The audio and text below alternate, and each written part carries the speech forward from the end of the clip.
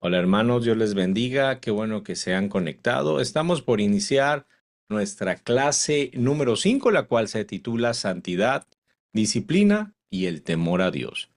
El día de hoy vamos a analizar eh, en el libro de los Hechos que estamos estudiando el capítulo 5, versículo 1 al 16.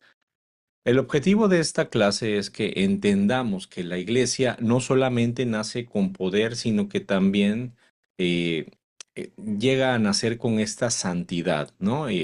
Se forma una iglesia reverente, una iglesia íntegra, una iglesia consciente de que Dios no solamente salva, sino que también purifica. Y después de contemplar, ¿no?, lo que vimos en las clases pasadas, las 4 semanas pasadas, este, llegamos a ver la comunión, la unidad, la generosidad, que recién lo vimos en Hechos capítulo 4. Ahora Lucas nos conduce a un pasaje que cambia un poquito el tono del relato, porque no es que abandone la esperanza, creo yo, pero sí nos va a introducir a una advertencia seria, ¿no? Es como que las letras pequeñas de, de esto que estamos aprendiendo, y a lo mejor en los capítulos anteriores vimos el crecimiento saludable de la iglesia. Hoy vamos a ver el peligro interno que puede debilitar a la iglesia, ¿no? Ese peligro que surge desde el interior de los corazones. Y hasta ahora, bueno, el libro de los Hechos nos ha mostrado a una iglesia unida, una comunidad muy junta, perseverante, constante, ¿no? En oración, generosa, en el cuidado mutuo. Y vimos conversiones, vimos el testimonio público, crecimiento sostenido. Sin embargo, ahora Lucas no nos va a presentar ya a una iglesia perfecta, no va a construir una imagen romántica, ni va a ocultar los conflictos. La Biblia no disfraza esta realidad que tiene el pueblo de Dios. Eso nos ayuda, creo yo, a fortalecer la confianza en el texto, porque de esta manera nos queda claro que lo que estamos leyendo no es una propaganda religiosa escrita en la época, sino que es la historia verdadera y tal como la vivían. Eh, Hechos capítulo 5 nos coloca frente a un principio importante, fundamental, porque el mismo Dios que derrama su espíritu también exige santidad. El mismo Señor que añade a los que han de ser salvos, pues protege la pureza de su iglesia. Y aquí vamos a aprender que la obra de Dios no solamente necesita entusiasmo, sino que también necesita integridad. Este pasaje, hermano, nos obliga a entender algo importante dentro de la eclesiología, y es que la iglesia del Nuevo Testamento no solamente experimentó este poder, sino que también practica la disciplina. No, no solamente celebra el crecimiento, eh, sino que también cultiva temor de Dios. Vemos que la santidad, este pasaje nos va a mostrar que no es un tema secundario para la iglesia primitiva. La santidad es parte de su identidad, es el temor reverente. eh, Ese temor no apaga el avivamiento, sino que lo ayuda a sostenerse, ¿no? La disciplina no frena la expansión, sino que la va a proteger. Hay que ser muy cuidadosos y prestar o leer con cuidado. Los que leyeron el texto, este, se pueden dar cuenta que muchas veces se habla del poder del espíritu, pero poco se habla del carácter que el espíritu forma. Muchas veces en la iglesia, ¿no?, se predica del crecimiento, pero no se llega a juntar a veces ese, ¿qué pasa? vete. Pero no se junta con la pureza que se necesita muchas veces. ¿Por qué? Porque es muy difícil de mantener, creo yo, un sermón en el cual puedas motivar a las personas, pero que no les bajes el ánimo, ¿no? A veces cuando les dices, bueno, vas para arriba, el Señor te ha dado, ¿no? Todo esto, y de cierta manera la gente se empodera, pero al hablarle de la pureza, pues al final eh, todo lo que has preparado, ¿no? En elevar o empoderar a la persona, pues termina un poco, tirándose abajo. Y no creo yo que es lo correcto, lo que debería de pasar. Sin embargo, en la mayoría de las iglesias, pues no sucede así. En la mayoría de las iglesias hoy por hoy no se ven estos dos temas. Pero Hechos capítulo 5 nos va a llegar a recordar que la iglesia madura es aquella que va a entender que la gracia no va a cancelar la santidad, ¿no? Sino que la va a establecer. Mm, el texto. mm, Este texto está o nos habla para formarnos, nos da como que ese jalón de orejas que necesitamos. Nos va a enseñar que la iglesia no puede sostenerse solo por lo visible. También la iglesia, nosotros, cada uno de nosotros, necesitamos coherencia interior, necesitamos verdad en nuestro corazón, necesitamos tener esa integridad con la cual nos vamos a presentar delante de Dios. Y al leer este capítulo, eh, tenemos que entenderlo. Es muy corto y todos se saben la historia. Yo creo que de estos dos personajes que vamos a estar hablando, pero es una lección muy profunda de la iglesia. Es una comunidad que es llamada por la gracia, pero también guardada por la santidad de Dios. Y creo que eso, hermanos, es importantísimo para el día de hoy. En el versículo eh, del 1 al 4, ay, se me perdió aquí, pero ¿alguien lo tiene?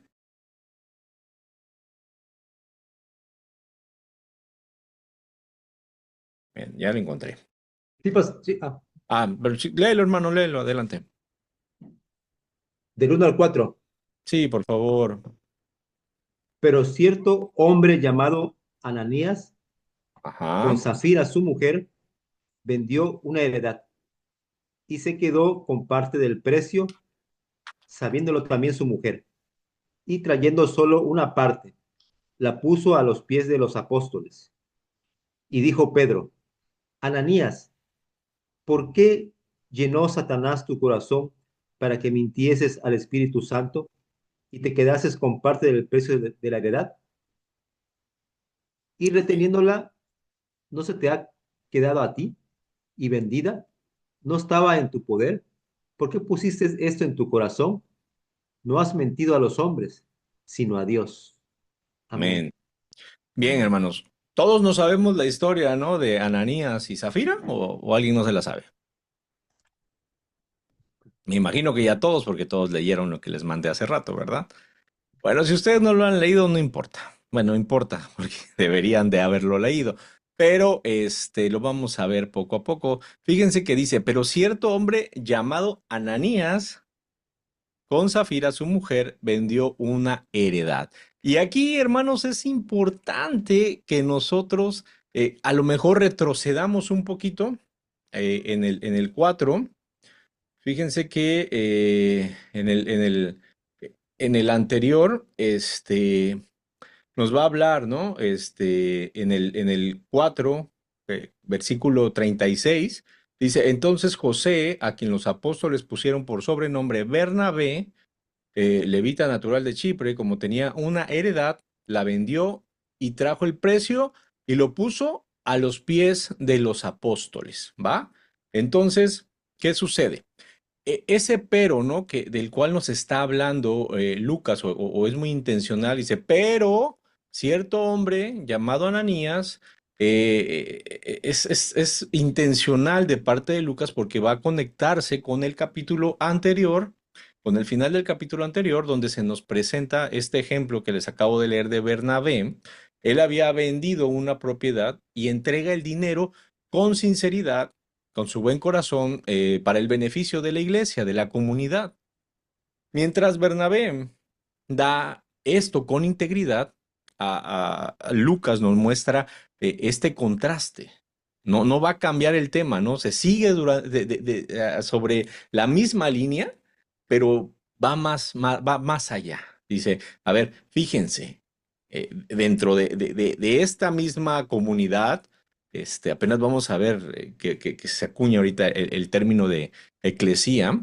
Él dice, a ver, fíjense que dentro de esta comunidad, donde hubo generosidad genuina, también surge apariencia espiritual, ¿no? Eso es lo que nos quiere decir con estos, en este pasaje. Es muy importante, ¿por qué? Porque nos muestra que la iglesia primitiva no fue una comunidad sin pecado. Desde el inicio se ve esta división entre la gente real y gente que solamente quería aparentar. Ahora bien, debemos de entender correctamente cuál es el problema, porque no es un asunto financiero como se pudiera llegar a pensar. No se trata de cuánto dinero entregaron, la cantidad que retuvieron, si lo dieron completo, si no, si se quedaron un poquito para ahorrar para el retiro. El texto deja claro que el problema es algo espiritual. ¿Cuál fue el pecado? Bueno, Pedro mismo nos va a responder la pregunta. Dice, reteniéndola, ¿no se te quedaba a ti? Y vendiéndola, ¿no estaba en tu poder? ¿Por qué pusiste esto en tu corazón? La propiedad era de Ananías. Nadie, fíjense que nadie lo obligó, los apóstoles no llegaron y dijeron, oye, véndela. No, no, no. Nadie le exigió entregar tampoco todo el dinero. Ellos tenían la libertad. ¿Cuál fue el pecado? Lejos de lo que pensaríamos, ¿no? O lo que muchas veces podemos llegar a ocupar para predicar a veces de algo que es un poquito incorrecto, ¿no? Que el pecado no fue conservar parte del valor de la venta. El pecado fue la intención del corazón. Ananías quiso proyectar una imagen que no correspondía con la realidad. Él busca reconocimiento, ese reconocimiento que había recibido Bernabé, pero sin el mismo nivel de entrega. Fíjense que disimula la generosidad total cuando en realidad había decidido ocultar parte del precio. Entonces es ahí cuando vemos el verdadero problema. ¿Cuál es? La hipocresía, una hipocresía muy, muy, muy consciente, porque lejos de ser un error impulsivo, nos está mostrando el texto que es una decisión completamente deliberada. Pedro lo expresa, le dice, no has mentido a los hombres, sino a Dios. Entonces, esta línea eleva el asunto, ¿no? A un nivel muy teológico, porque la mentira, hermanos, no fue simplemente contra la comunidad o contra los apóstoles. Ya la mentira aquí es contra Dios mismo. La iglesia no es una institución humana que se puede manipular sin tener consecuencias espirituales. Tenemos que entender que la iglesia es el pueblo de Dios. Dios es el que está en medio de ella, es el que está presente en la iglesia. Entonces, de este texto vamos a aprender dos cosas muy importantes. La primera es que la iglesia le pertenece a Dios y lo segundo es que lo que se hace dentro de ella tiene una dimensión espiritual.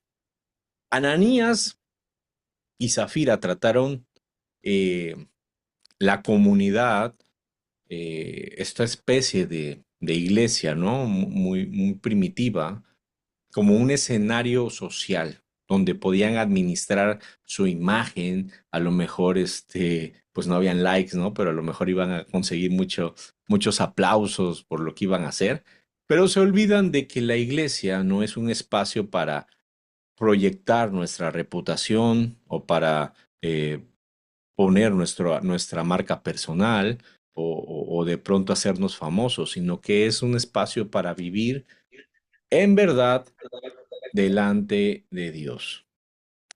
Esa es la realidad. Entonces, este pasaje no debería eh, de hacernos otra cosa en nuestro interior que no fuera obligarnos a examinar algo importante, que es, bueno, que la coherencia entre lo que estamos mostrando y lo que somos debe de tener una secuencia. Porque, a ver, el pecado de ellos no fue la falta de generosidad. El pecado que ellos tuvieron fue la falsedad espiritual y esa falsedad espiritual, hermanos, es algo que lamentablemente no ha desaparecido en la iglesia, no se ha erradicado. Entonces, después vamos a ver que la santidad de Dios está en medio de la iglesia. Dice eh, eh, ahí mismo, eh, no, perdón, en el 5 ya nos vamos al 5:5 y dice, al oír Ananías estas palabras cayó y expiró y vino un gran, bueno, hasta ahí. Al oír Ananías estas palabras cayó y expiró. Eh, es incómodo, es algo fuerte, ¿no? No es un texto que llega a pasar desapercibido. Lo primero que tenemos que hacer para leer este texto correctamente es ubicar este evento dentro de la historia de la redención. El capítulo 5 de Hechos nos vamos o lo vamos a entender haciendo un estudio exegético que no es un episodio cualquiera. Está ocurriendo en un momento fundacional. La iglesia acaba de nacer. Entonces el evangelio está siendo proclamado públicamente y la comunidad está tomando forma. En este momento Dios va a establecer principios que marcarán el rumbo de su obra. Entonces, como ya lo he dicho en otros momentos, en otras clases, en otros sermones, y lo he dicho muchas veces, no estamos frente a un acto impulsivo de la ira de Dios, sino que esta es una acción que va a proteger la santidad de la iglesia, llamémosle en su etapa inicial. Cuando nosotros volteamos a leer el Antiguo Testamento, nos vamos a encontrar algunos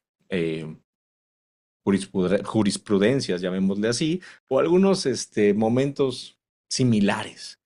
Recordemos un poquito en Levítico eh, a Nadab y Abiú, por ejemplo, ellos ofrecen fuego extraño delante del Señor y mueren.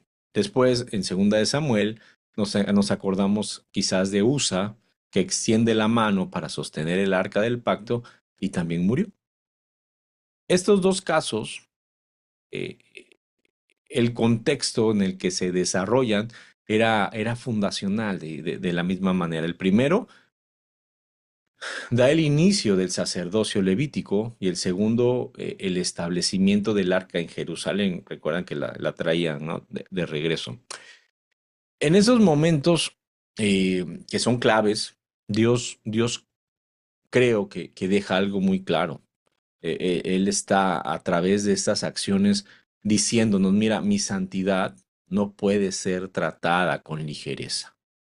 Lo mismo ocurre ya en Hechos capítulo 5. La iglesia está comenzando, Dios establece un precedente que es saber el mensaje que les voy a dar. Lo que tienen que entender es que la comunidad que yo he comprado, ¿no? Dios, con la sangre de mi Hijo Jesucristo, pues no puede construirse sobre mentira ni hipocresía. Nos va a ayudar a entender que la gracia, hermanos, hay mucha gente que se escuda en la gracia de Dios y abusan de la gracia. Pero la gracia no va a eliminar la santidad. Se presenta muchas veces como una idea equivocada, como si el Nuevo Testamento suavizara el carácter de Dios, pero para nada. Aquí vemos lo contrario. El Dios del Nuevo Testamento es el mismo Dios santo del Antiguo Testamento. La diferencia es que ahora, bueno, la santidad se manifiesta dentro de una comunidad redimida por nuestro Señor Jesucristo. Y algo importante es que tenemos que entender que el juicio sobre Ananías y Zafira no contradice la gracia, la va a confirmar. A ver, la gracia no significa que tengas permisos, no significa que el pecado deliberado quede sin consecuencia. Nos muestra este pasaje que Dios salva, pero también forma y preserva a su pueblo. La gracia no es tolerancia al pecado deliberado, como se piensa hoy en día, ¿no? Entonces, este texto nos enseña que la presencia de Dios en medio de su iglesia es más que real. No es algo simbólico, no está de manera decorativa, sino que Dios está presente y como está presente, su santidad sigue siendo parte esencial de su carácter. Y ante esto, hermanos, eh, debemos de pensar o debemos de, de ir, ¿no?, hacia una reverencia consciente. La iglesia es un lugar lleno de gracia, pero también es un lugar donde hay verdad, donde cuando tú entiendes correctamente lo que es la gracia, pues vas a entender que la santidad no se va a minimizar. La santidad se tiene que honrar con todos en todos los aspectos de tu vida. Ah, este pasaje eh, me ponía a pensar hace rato que la obra de Dios no se puede sostener con entusiasmo y de pronto ese crecimiento de cada domingo que llegan las personas y se van sumando cada vez más, sino que la obra de Dios se tiene que sostener por integridad, por reverencia delante de Él. Y un poquito adelante, ¿no? En el, en el mismo versículo, es que yo lo apunté aquí mal, tengo que ir una anotación mal, pero en el mismo versículo nos vamos a dar cuenta que este temor del cual les hablo o esta reverencia, es importante porque, es en el 5:11, perdón. Dice el capítulo 5 versículo 11 y vino un gran temor sobre toda la iglesia y sobre todos los que oyeron estas cosas. Pasa el juicio y, y, y, y Lucas describe la reacción de la comunidad. Nos va a decir bueno, lejos de haber un desorden, una fragmentación, una crisis institucional, lo que pasa, lo que llega sobre la gente es temor. Y es muy importante por muchas razones este versículo, porque ah, lo primero que podemos ver es que es la primera vez que Lucas utiliza la palabra iglesia, eclesía, ¿no? Los que estuvimos en el curso de Fundamentos de la Fe sabemos cómo se desarrolla todo eso.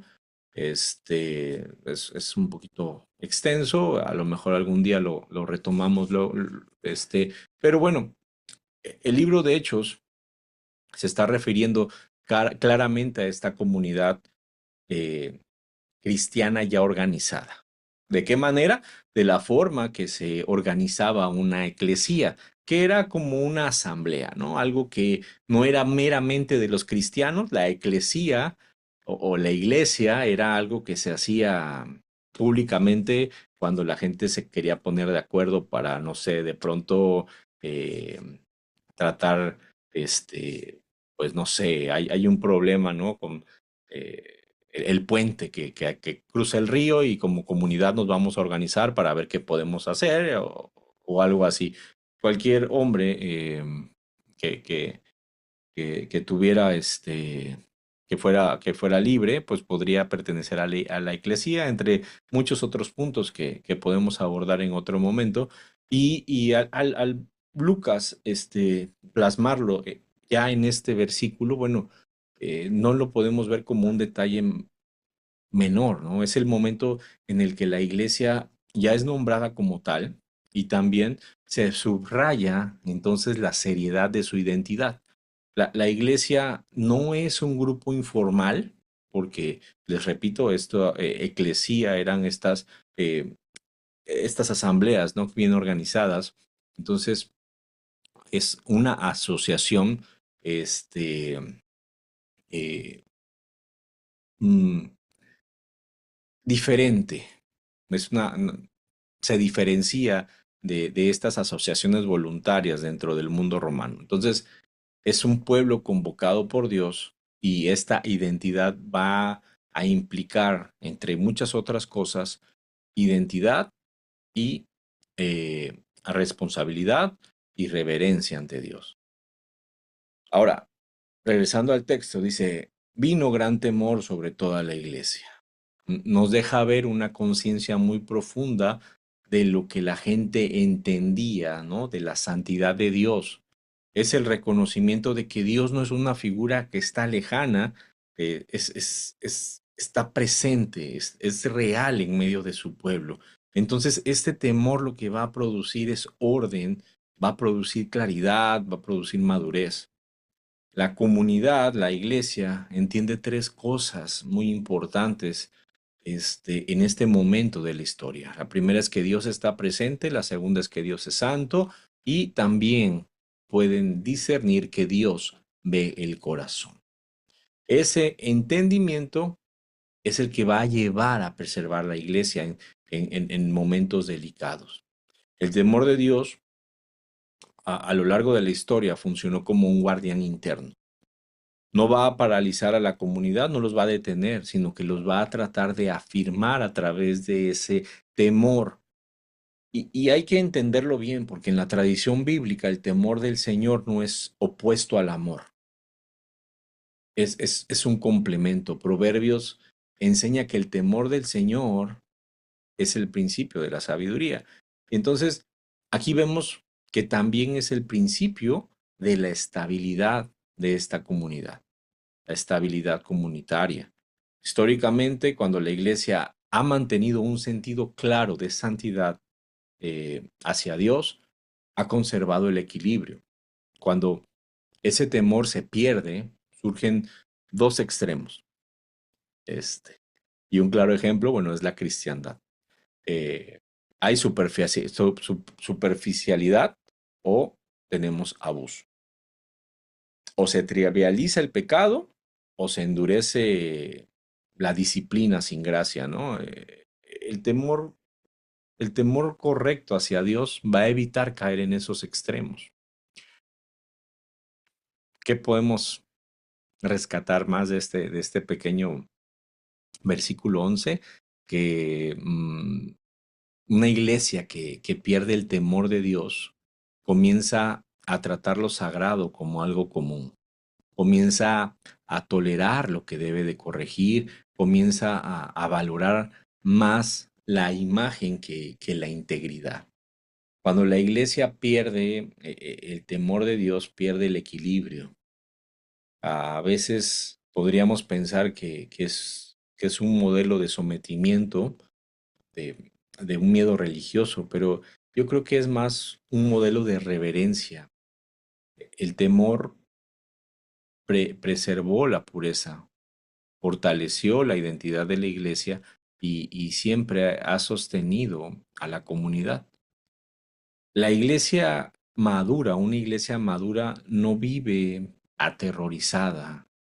Una iglesia madura tendría que vivir consciente de que le pertenece a un Dios santo, un Dios que ama a su pueblo. Entonces, pensar de una manera ordenada, este, llamemos su conducta, el liderazgo, la vida comunitaria, pues nos lleva a no caer en esos excesos. Y nos vamos a dar cuenta que este pasaje también nos va a enseñar algo muy importante sobre la naturaleza de la iglesia primitiva. Como les decía al principio, no todo era entusiasmo continuo, había crecimiento, había poder del Espíritu, pero también había pecado, tentaciones, habían fallas internas. Lucas, pues no trata de ocultarlo. Dice, bueno, esto es muy, hay que ser muy honestos, ¿no? Entonces, el libro de los Hechos aquí está hablando de una manera honesta, está conectando, está hablando de una forma, de una comunidad muy real, de personas que todavía están luchando con el pecado. El caso de Ananías y de Zafira, pues no es un pecado escandaloso, llamémoslo en términos morales. No es adulterio, no es violencia, no están en una apostasía abierta, pero llega a ser un pecado religioso, eh, fingir una espiritualidad que no corresponde con la realidad del corazón. Este tipo de pecado creo que son de los más peligrosos porque eh, son los menos evidentes. No es tan fácil de darte cuenta, no lo ves de inmediato, se disfraza de virtud, se presenta a veces con generosidad, se mezcla con actos que por fuera parecen muy correctos. Entonces, am, fíjense, em, la iglesia, la iglesia puede tener prácticas correctas y aún así estar enfrentando problemas internos de motivación. Por eso este pasaje como iglesia moderna nos hace un llamado de atención. Nos dice, mira, el peligro más grande para la iglesia no siempre viene desde afuera, no siempre va a ser una persecución, no siempre va a ser una presión cultural, no va a ser esas críticas. El peligro a veces surge desde adentro, gente que tiene apariencia sin integridad, gente que su generosidad es motivada por algún reconocimiento o tiene un otro fin, otro medio, el manipular, y o hay gente que dentro del servicio está buscando ser aplaudido. Entonces, cuando la vida espiritual se convierte en una plataforma, ¿no? En un escenario, vamos a darnos cuenta que la comunidad pierde solidez. Y a lo mejor, bueno, nosotros somos una iglesia pequeña, ¿no? Pero eh, yo lo platicaba con mi esposa creo que ayer, antier. Em, Gente que conocemos de otros lados, ¿no? De algunos otros lados que pues, te pones a ver que muchas personas están dentro de una iglesia, sirven en una iglesia porque necesitan el ser aplaudidos. A lo mejor les repito, nosotros pues somos una iglesia pequeña, hemos de ser 100, 120 personas, ¿no? Contando los que van, vienen, y a lo mejor no se ve tanto eso, pero hay iglesias un poco más grandes donde la gente busca ese reconocimiento, busca ese aplauso, busca la palmadita en la espalda, y, y cuando ese reconocimiento pues pesa más que el evangelio, la iglesia se debilita internamente. Históricamente, muchas crisis en la iglesia no comenzaron con ataques o con guerras, sino que han empezado con una corrupción interna. Líderes que buscan prestigio, miembros que desean esa aprobación y validación de parte de los líderes y de la comunidad. Hay muchas prácticas que se mantienen por tradición, pero ya no hay convicción en los corazones. Entonces, este pasaje nos recuerda que la iglesia no debe de ser ingenua respecto al pecado. La gracia no significa ignorar la realidad del corazón humano, sino que mm, la comunidad cristiana necesita discernimiento, necesita madurez y una comprensión clara de que la santidad no es solamente una conducta visible, sino una verdad que debe de estar en el interior. Este pasaje nos obliga a preguntarnos con seriedad eh, para que podamos darnos cuenta, ¿no? Si realmente nuestra espiritualidad es auténtica, si estamos presentándonos delante de Dios de la manera correcta.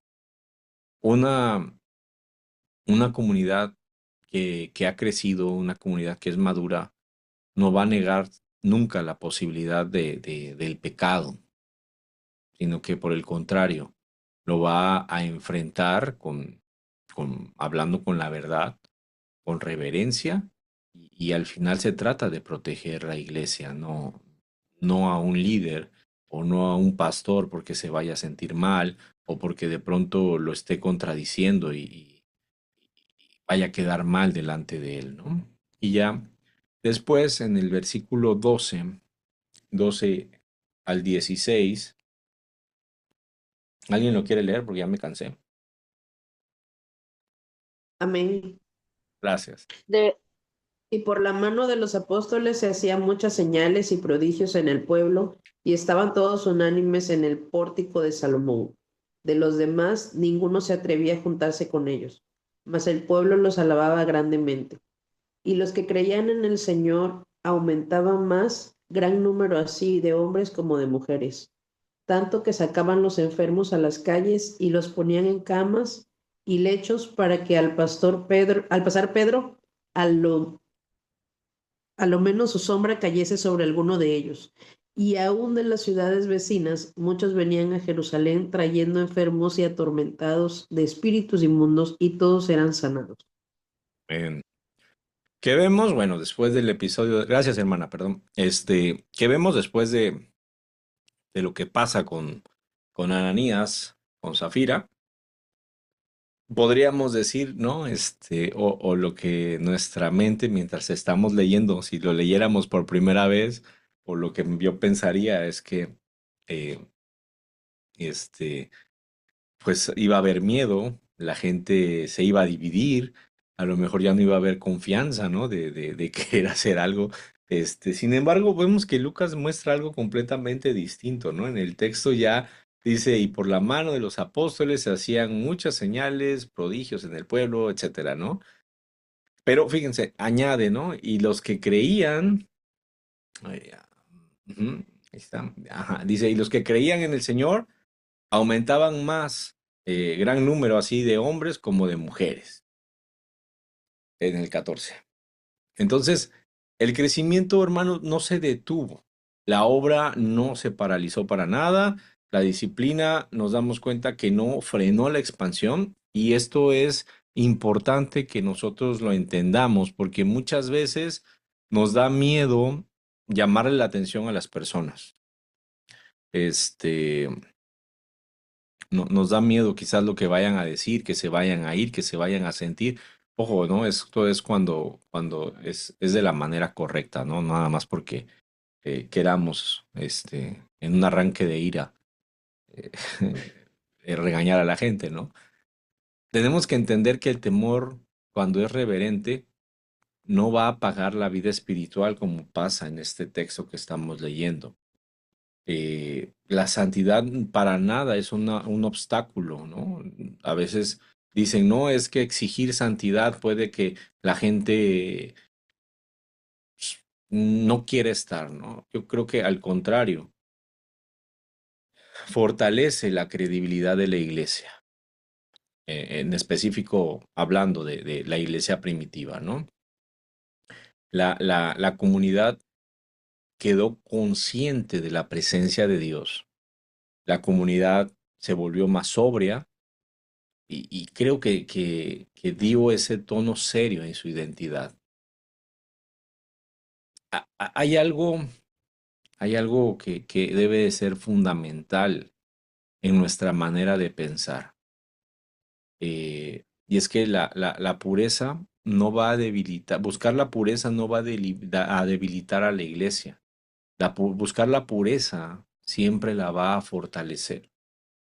Muchas veces podemos llegar a pensar que hablar de disciplina, confrontar el pecado, va a espantar a las personas, pero aquí leemos claramente que esto no es así.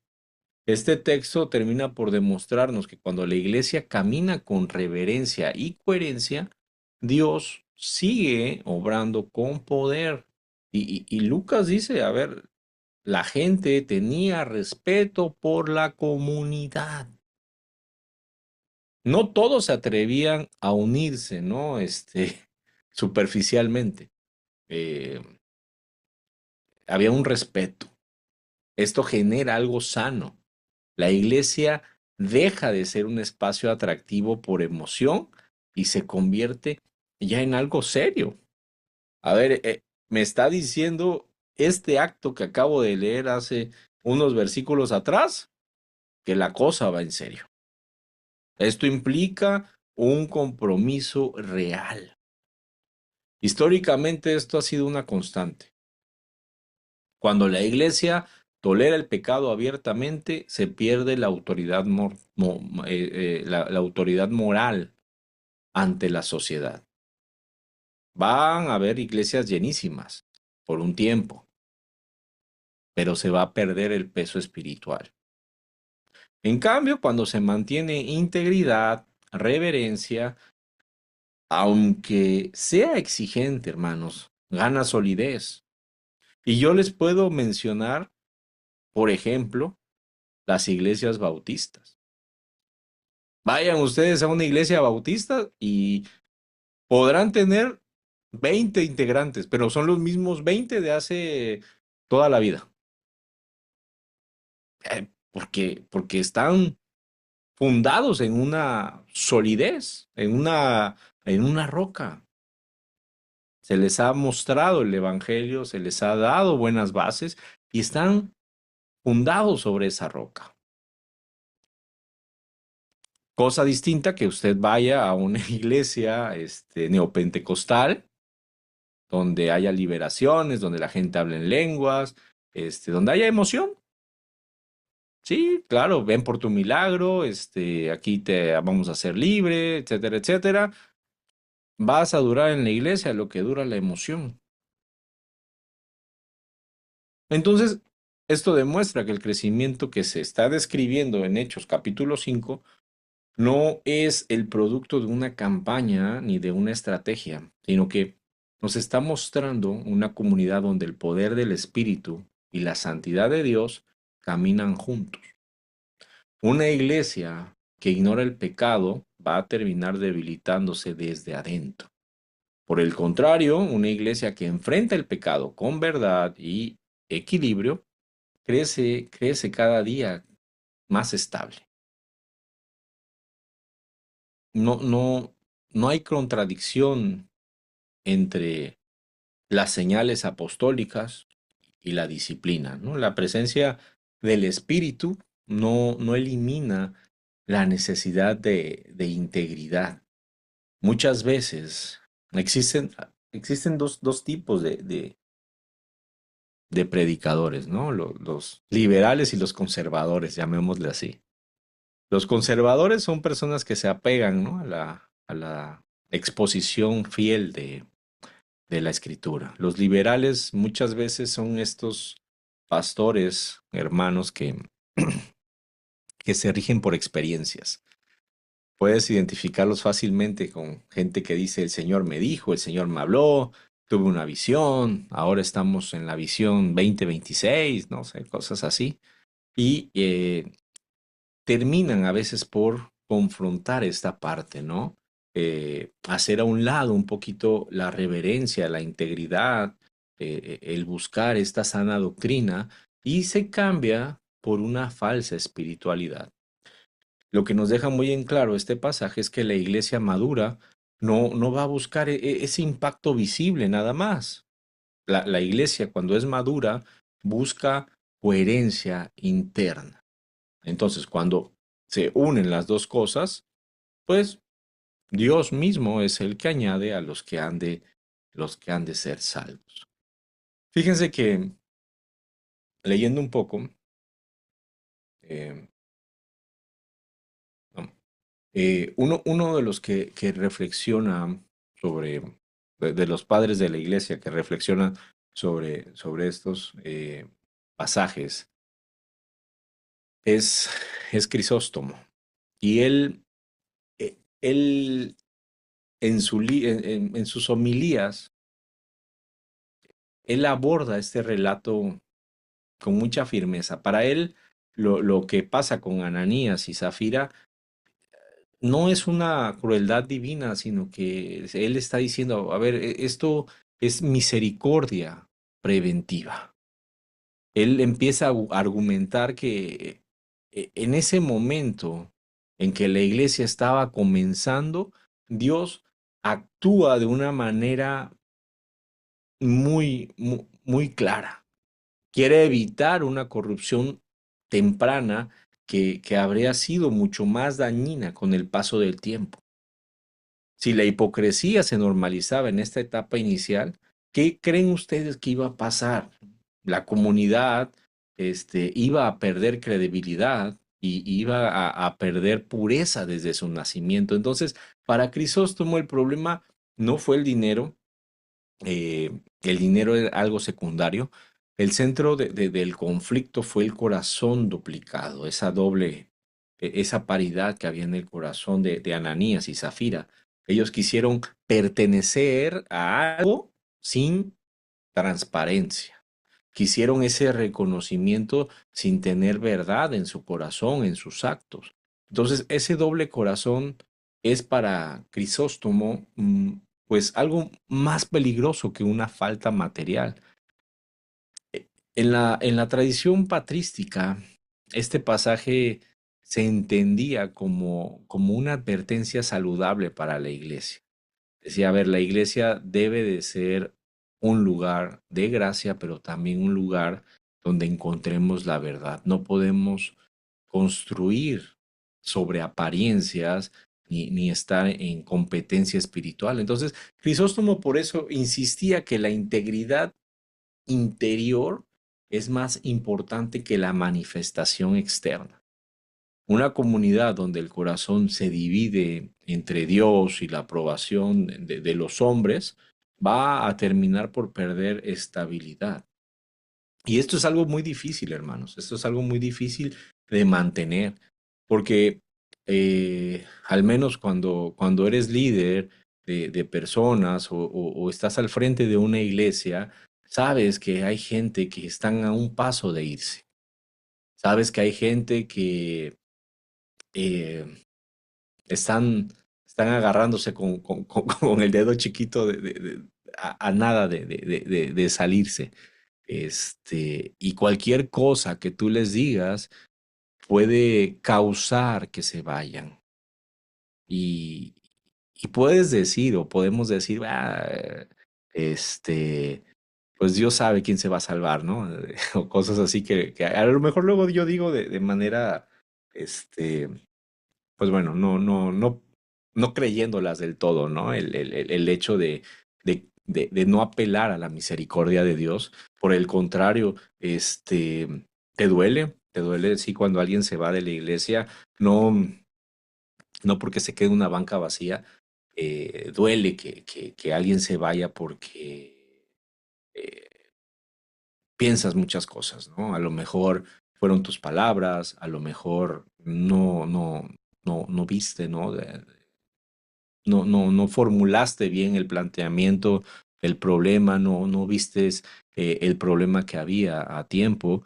Pero muchas veces, hermanos, realmente el problema es este.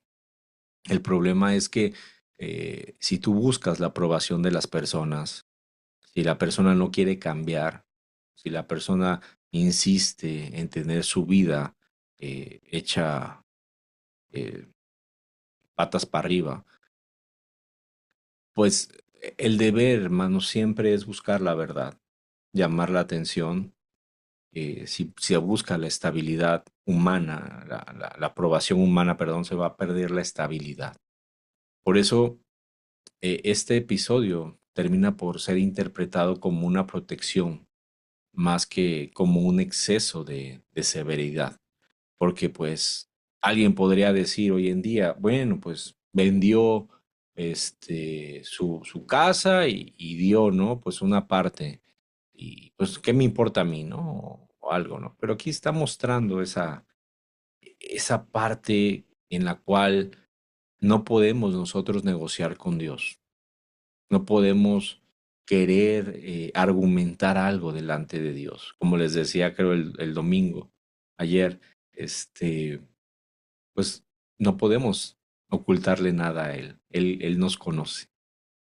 No podríamos tener un argumento, ¿no? Que valiera. Y a esto Calvino, pues él demuestra una constante, algo que va a ocurrir en la historia de la iglesia una y otra vez. Aquí ya vemos un poquito lo de nos habla de la iglesia visible, ¿no? Este término que también vimos en Fundamentos de la Fe, los que no han tomado esa clase, bueno, se las recomiendo. Y dice, ¿no? Que siempre va a ser mixto. Dentro de la comunidad cristiana va a haber verdaderos creyentes y también van a haber personas que aparentan tener fe sin haber sido transformados con esa profundidad, con ese cambio de mente. Entonces, esto no significa que la iglesia esté fallando. Esto significa que la iglesia visible, mientras eh, camina en la historia, no es idéntica a la iglesia invisible conocida perfectamente por Dios. En palabras sencillas, pues es que pues no todos los que participan externamente o todas las personas que vienen y se sientan en la banca a tu lado han rendido su corazón con sinceridad, ¿no? En pocas palabras es a lo que se refiere. Y que, bueno, saca a colación a Ananías y a Zafira, que dice, mira, esto está confirmando lo que yo estoy pensando. Ellos estaban dentro de la comunidad, pero su corazón no estaba para nada alineado con la verdad que ellos decían profesar. Entonces, para Calvino, este pasaje advierte que la apariencia externa pues nunca va a sustituir una conversión real. Y Calvino también enfatiza otro punto que también es importante, ¿no? Dios quiso desde el inicio que la disciplina, o él quiso dejar claro que la disciplina es parte de su gobierno, parte de ese gobierno de la iglesia.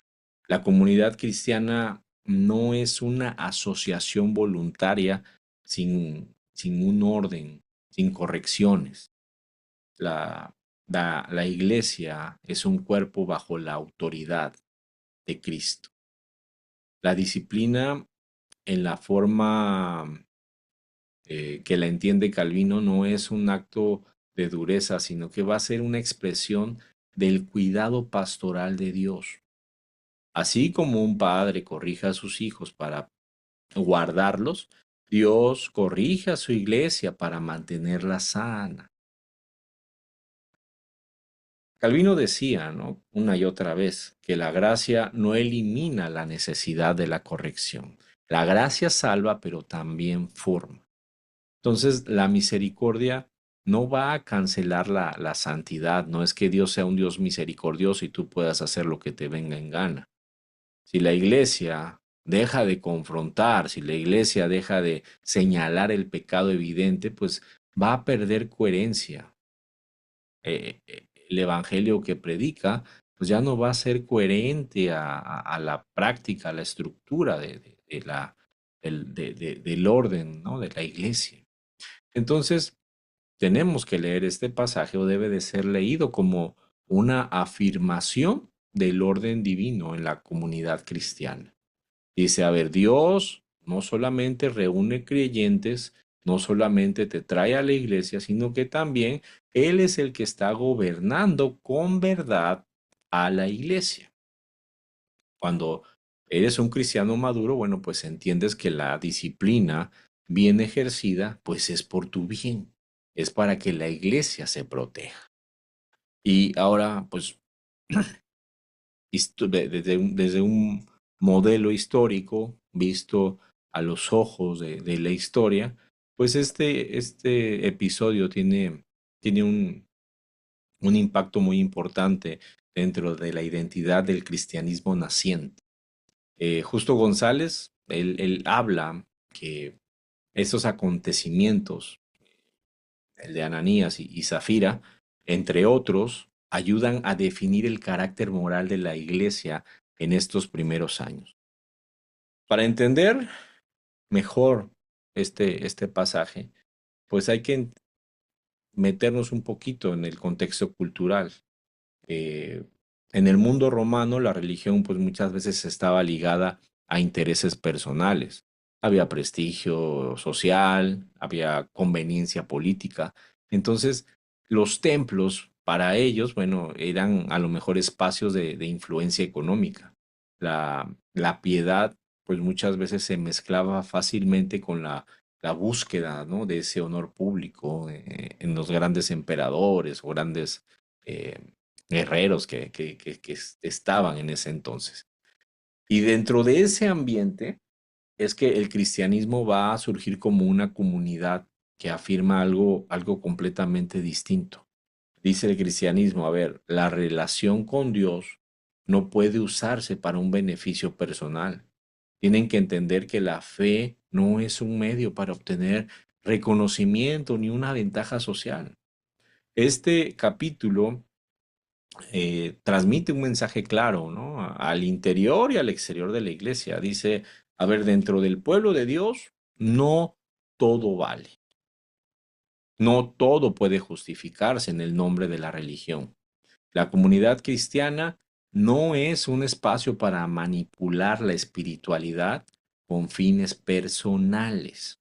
Entonces, eh, el historiador termina subrayando que este tipo de firmeza moral de la iglesia, de los primeros cristianos, va a dar credibilidad al cristianismo primitivo. Recuerden que era muy importante tener esta credibilidad porque los griegos, los romanos, veían a los judíos como campesinos, como personas de segunda categoría. Entonces, en una sociedad donde la corrupción religiosa era muy común, era de lo que se esperaba, vamos, lo que ya estaba.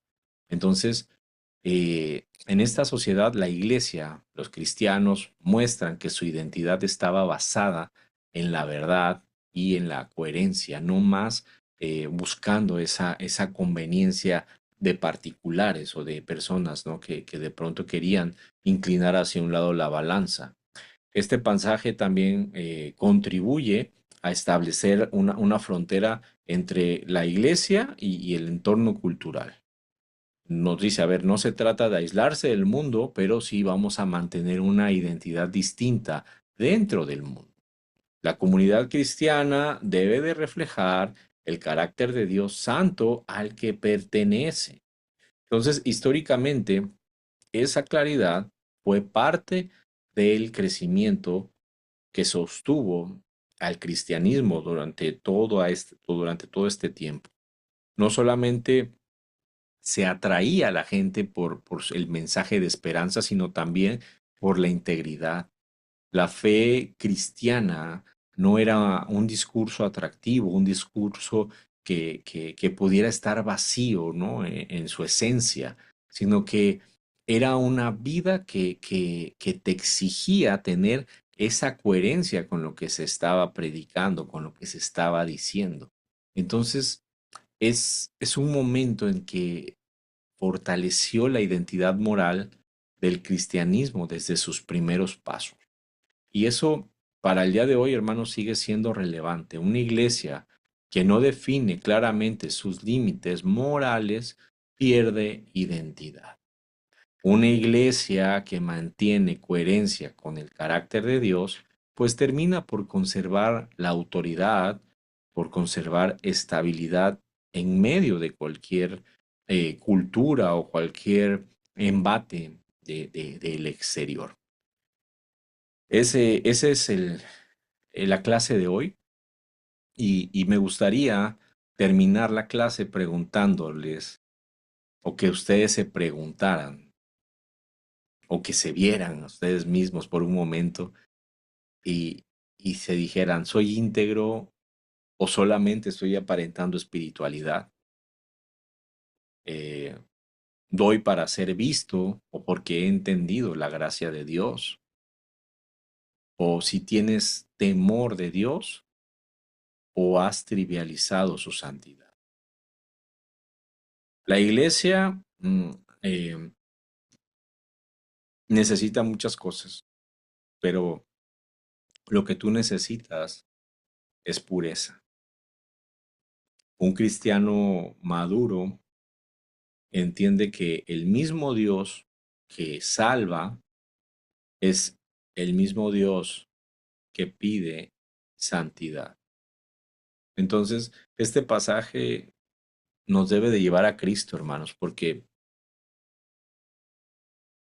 de estos versículos entendemos que no vamos a ser salvos por aparentar, no vamos a ser aceptados por impresionar a nadie, sino que somos recibidos por la gracia verdadera en Cristo Jesús.